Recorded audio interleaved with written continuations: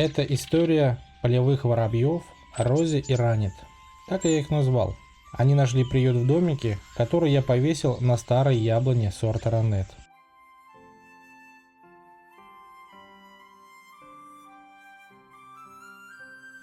Ранет – хранитель традиций, отважный полевой воробей, который защищает свой дом. А Рози – нежная и заботливая воробьиха, которая уже начинает потихоньку обустраивать свое гнездо. К слову сказать, воробьи активничают только с утра, где-то в районе 7:30 до 8 часов. Дальше они улетают кормиться.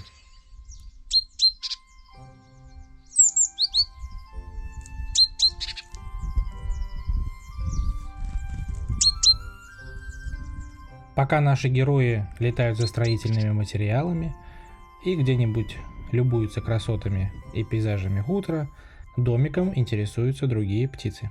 Большая синица прилетела, осмотрела, улетела и вновь прилетела. Заглянула внутрь и понимает, что там уже что-то есть. Но синицы в это время, в этот период, активно очень интересуются домиками, всеми, которыми я повесил на хуторе, поэтому тут ничего удивительного. Но так внутрь она и не попала. И вовсе не потому, что здесь маленький литок.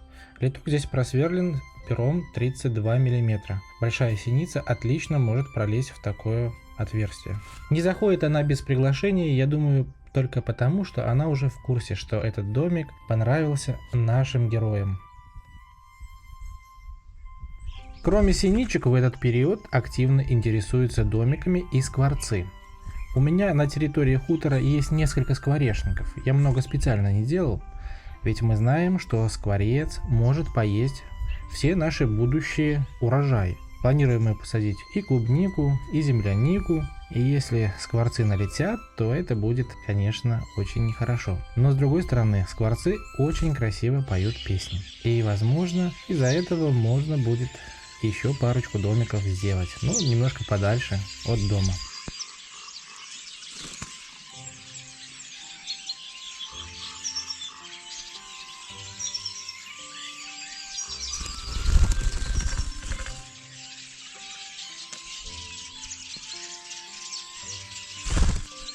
К слову сказать, на хуторе обитает большая колония дятлов, и я думаю, дупел они наделали много. А также есть естественные дуплы, которые появляются в моих старых яблоневых садах. И вот, пожалуйста, парочка скворцов нашла себе гнездышко в таком дупле. Им там уютно и комфортно.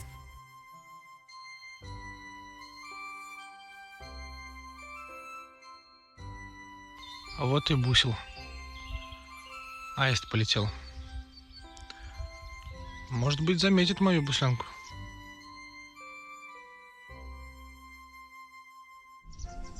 Но давайте вернемся к нашей счастливой паре. Вот они начинают обустраивать гнездышко.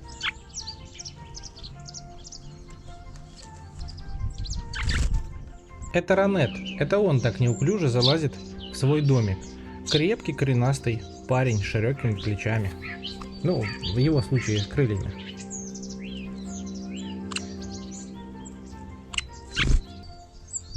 А летает он быстрее любого ястреба. И грациознее любого лебедя. Кстати, вот они летят вверху. Столько много птиц на хуторе, вокруг хутора. А вот прилетела и Рози. Принесла травинку, огляделась и залазит в домик. Посмотрите, как она легко это делает. Она утонченная, легкая. Рози выглянула в свое окошко-дверь и наблюдает за окружающими ее птицами и наслаждается красивыми видами. Очередная порция нового строительного материала. Большой ком сухой травы.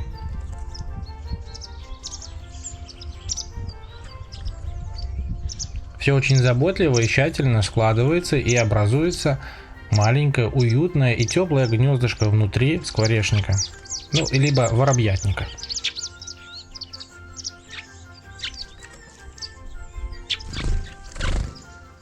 А сейчас наши герои спустились с небес на землю. В прямом смысле, на земле что-то собирают.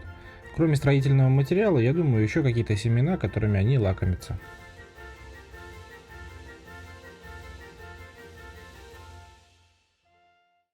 А сейчас вы просто попали на птичий базар.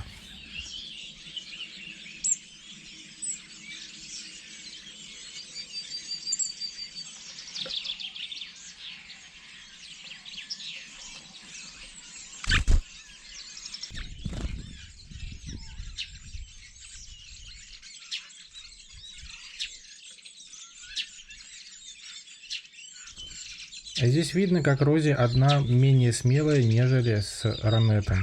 Пролетели скворцы, и она улетела. Наших новоселов прилетала поздравить даже муха и заходила в гости. Мимо домика ребят пролетала сойка. Но ребята не испугались и остались сидеть вместе на крыше. Большие тяжелые ветки тягает Ранет.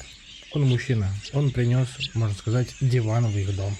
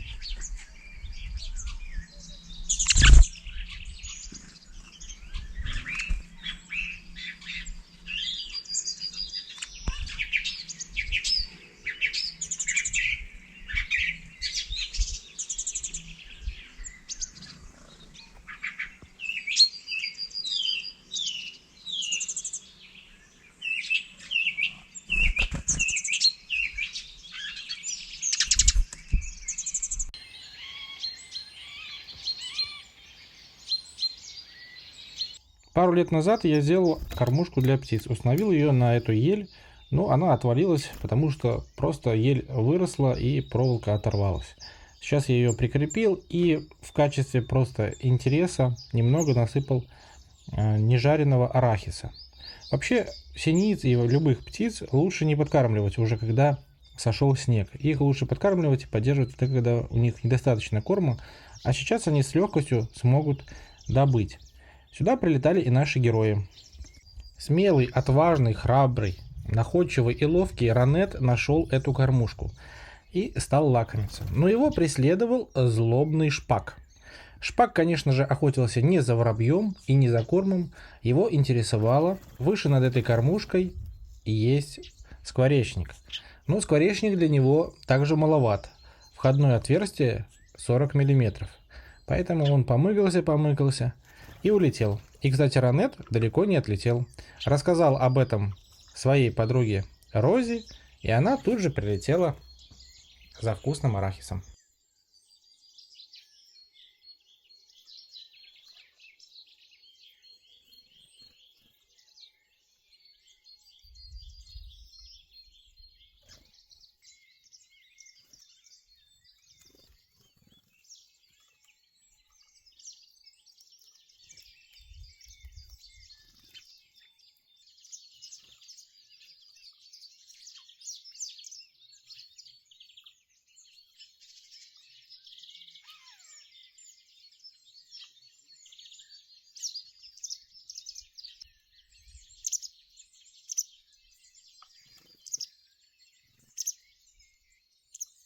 А сейчас давайте послушаем, кто поет на хуторе в это время, вот прямо на этом отрезке видео. Использую приложение Merlin Bird ID.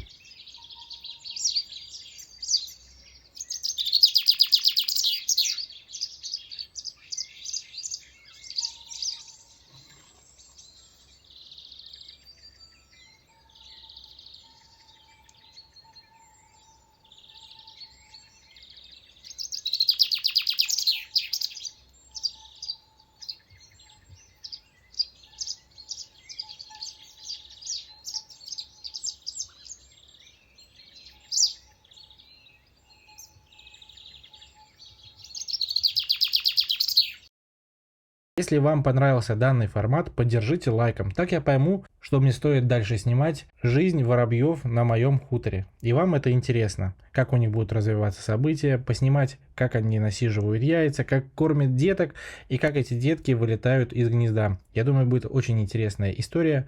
На этом этот ролик заканчивается. Осталось буквально один кадр, где надо просто сесть поудобнее, закрыть глаза и представить, что вы в детстве в теплом поле.